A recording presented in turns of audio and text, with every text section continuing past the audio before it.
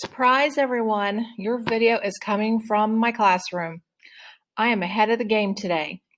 All right, so I'm going to actually post this video early because you have a 4-day weekend and some of you might want to use a little bit of your time. I know you might get bored and say, oh, I really miss social studies. Well, I'm posting it early so you can tackle this process question that we're going to discuss in class the first week of second quarter. So let's look here and see what the plan is. Hopefully you're actually watching the video. You know, I don't like watching myself on camera, but I'm doing this for you every week. Google Meet, so RLA, we are going to hold your classroom discussion on Wednesday. So you're actually the first group to do this process question this week. Remember, you are to be in class at the designated time. They're right here along the side. And I will have the link right here. I just haven't posted it on here yet, but it's coming. So the weekly assignment. This is the same thing that was posted last week.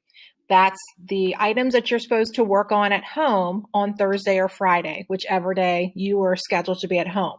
So I added a few more things. The process question is still the same. It's a two-part process question, So you are to prepare a written response, which is like the extended response format. And this time, I really need for you to follow the extended response format. And my guess, your answers are going to be longer than what you would really write for an extended response. And it's a two-part question. You need to be prepared to discuss your answers with the class on Wednesday, Thursday, or Friday, whichever day your class meets. What does this mean that you're going to have to do? You're actually going to have to share your answer. That's the first thing. Second, you will have to pay attention to what your classmates are sharing regarding their answers because you're going to engage in a dialogue with them. So you're going to respond. You're going to agree with certain things that they say. You're going to disagree with certain things that they say. And you're going to have to be specific about what you are agreeing or disagreeing with, and you're going to have to tell why. So our two-part question, do you agree or disagree with this statement? Desmond Tutu said, when people decide they want to be free, there is nothing that can stop them. So again, you have to pick a side, meaning you either agree or disagree with that statement, and you have to tell me why.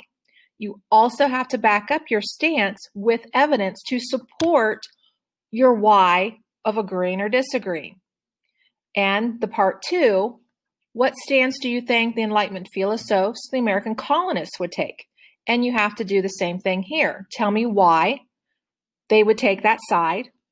And you also have to provide evidence to back up your claim.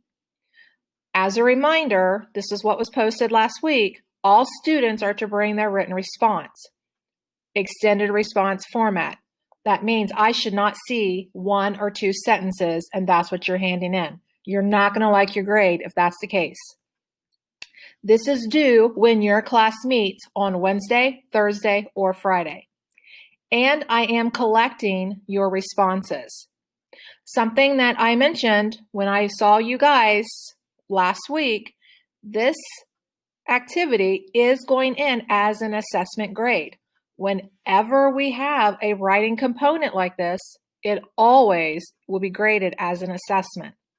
And along with that, not only the writing, but also your discussion, how you participate within that classroom discussion. I have faith in all of you. You can all do this. And you can just read your little answer off. You don't have to memorize it. And you don't even have to look at me when you read it. But everyone can do this. Material. So what exactly should you be using to answer these questions? Well, first and foremost, I want you to use your brain. You guys have opinions. You are thinking about this information. You are processing this information. You need to start using those skills in your brain. So, one, if you can't find your original copy of your extended response guide, I've included another one in this lesson. Where should you find your evidence? You have your 8-2 reading from your textbook. You have the notes. You have homework questions. You have your Enlightenment video and the worksheet. You also have the 8-4 reading, the notes, the homework questions, your John Adams video, also the Declaration of Independence. So you have things that you can use to pull in to your response. And this is a big one here. You can think, use your brain, process the information we've covered. So you are connecting our Enlightenment unit with our current unit. We're bringing these things together. Process the information, make connections, and form your own conclusion based on facts.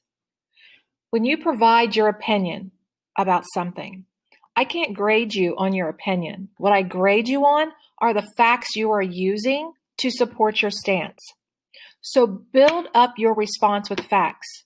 You can agree, you can disagree. That is not a right or wrong answer, but it's how you back up your claim where you can lose your points. If you are not providing strong evidence, solid facts, that's where you lose your argument. Just like when we looked at the Declaration of Independence, we had to think about it. Are they providing strong evidence to back up their claims? Yes or no? Does that take away from what they're trying to achieve? Same thing with your answers here. Back up your claims with strong pieces of evidence. Facts. Don't throw additional opinions in there. Provide the facts to back up why you're taking that stance. So let's talk about your due dates. RLA, like I mentioned earlier, you're first up to bat on Wednesday, October 21st. Students A through K, you get to do yours on Thursday, October 22nd. And then L through Z, you round off the week on Friday, October 23rd.